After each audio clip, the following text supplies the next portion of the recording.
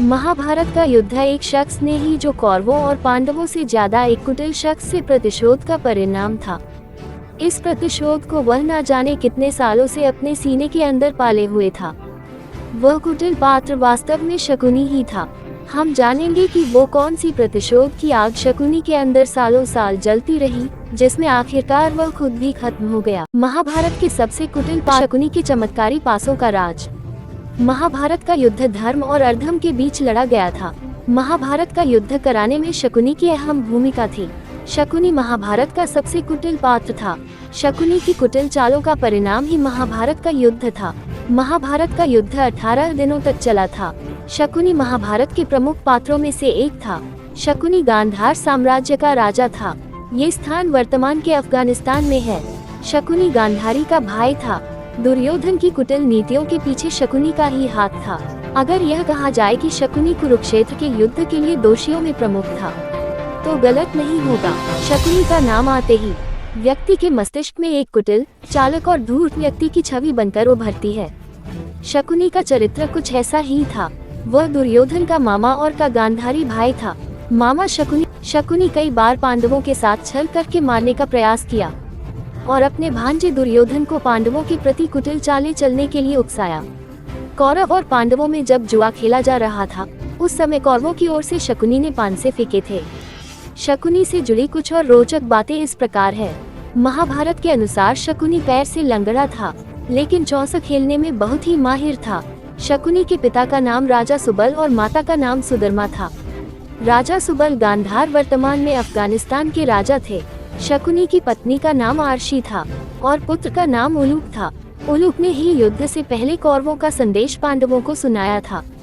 कहा जाता है, जब भीष्म गांधारी का रिश्ता हस्तिनापुर के बड़े राजकुमार के लिए मांगा तो राजा सुबल ने समझा कि हस्तिनापुर का बड़ा राजकुमार ही राजा होगा और बिना कुछ जाने हाँ कह दी और विवाह हो गया। बाद में जब पता चला कि धृतराष्ट्र अंधे हैं और राज सिंहासन पर पांडु राजा हैं, तो बहुत दुखी हुए और शकुनी ने विरोध किया कि ये रिश्ता छल से हुआ है और भीष्म धोखेबाज है। भीष्म को जब पता चला कि राजा सुबल और शकुनी उन्हें धोखेबाज और कपटी बोल रहे हैं और गांधारी का कुंडली दोष के कारण उसका विवाह पहले बकरे से करवाया था और गांधारी पहले से विधवा है, ये जानकारी भीष्म को पहले नहीं बताई गई। इसलिए भीष्म ने क्रोधित होकर कंधार पर हमला कर दिया और राजा सुबल, शकुनी और उसके 100 भाइयों को बंदी बना लिया और उनको खाने की केवल एक मुट्ठी अन्न मिलता था, लेकिन वह लोग उस अन्न के को सभी भाई शकुनी को खिला दिया करते थे। सभी भाई भूखे से मर गए। अंत में सुबल ने कहा कि शकुनी, तुम गांधार का अपमान का बदला जरूर लेना और पूरे कुरुवंश का जड़ से विनाश करना। जैसे मेरे 100 पुत्र मारे गए, वैसे ही धृतराष्ट्र का एक भी पुत्र जीवित न बचे। मेरे पास तुम्हें उनसे युद्ध करने के लिए देने को सेना तो नहीं है, परंतु जब मेरी मृत्यु हो तो मेरी हड्डियों से पासे बनाना और उन पासों के मेरे बताए तांत्रिक मंत्रों से अभिमंत्रित करना। मेरा आशीर्वाद है कि उन पासों को जुए के द्वारा आपसी लड़ाई करवा कर कुरुवंश को खत्म कर देना। इसलिए शकुनी के जो पासे थे वह तंत्र विद्या से अभिमंत्रित थे। वह शकुनी इशारों पर नाचते थे।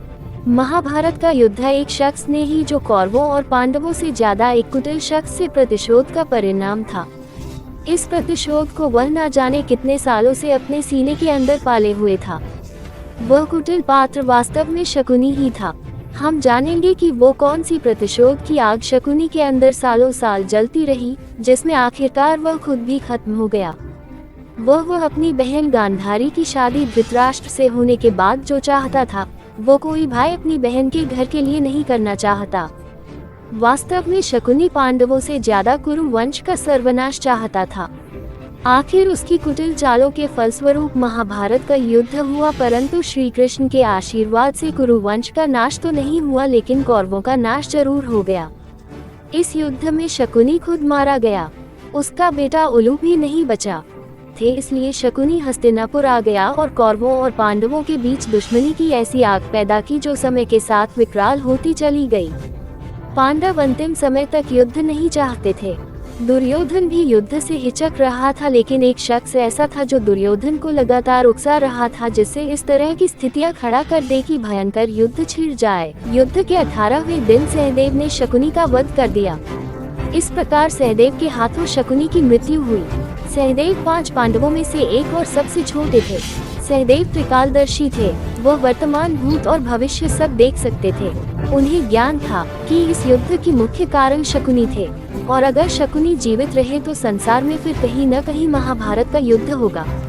इसलिए उन्होंने इस युद्ध की जड़ को ही मिटा देने का प्रण लिया, और युद्ध के 18वें दिन दुर्योधन, दुशासन, द्रोणाचार्य और कर्ण की मृत्यु हो चुकी थी। भीष्म पितामह बाणों की शैया पर थे, पर शकुनी जीवित था। शकुनी बहुत चालाक और वह गांधार भाग जाना चाहता था, परंतु सहदेव उसकी चालाकी समझ गए और युद्ध खत्म होने की घोषणा से पहले सहदेव ने शकुनी का वध करने के उद्देश्य से शकुनी और शकुनी का पुत्र उलूक को घायल कर दिया, और देखते ही देखते उलूक का वध दिया। अपने पुत्र का शव देखकर शकुनी को बहुत दुख हुआ और वह युद्ध छोड़कर भागने लगा। सहदेव ने शकुनी का पीछा किया और उसे पकड़ लिया। घायल होने पर भी शकुनी ने बहुत समय तक सहदेव से युद्ध किया और अंत में सहदेव के हाथों मारा गया। सहदेव ने शकुनी का वध युद्ध के 18वें दिन किया था।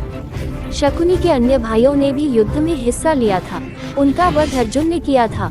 इस तरह महाभारत के में पांडवों की विजय हुई, कौरवों के सभी भाइयों की मृत्यु हुई। युधिष्ठिर हस्तिनापुर के राजा बने और सभी पांडव भाइयों ने अपनी माता कुंती के साथ धृतराष्ट्र और गांधारी की भी जीवन पर्यंत आदर सम्मान के साथ सेवा की।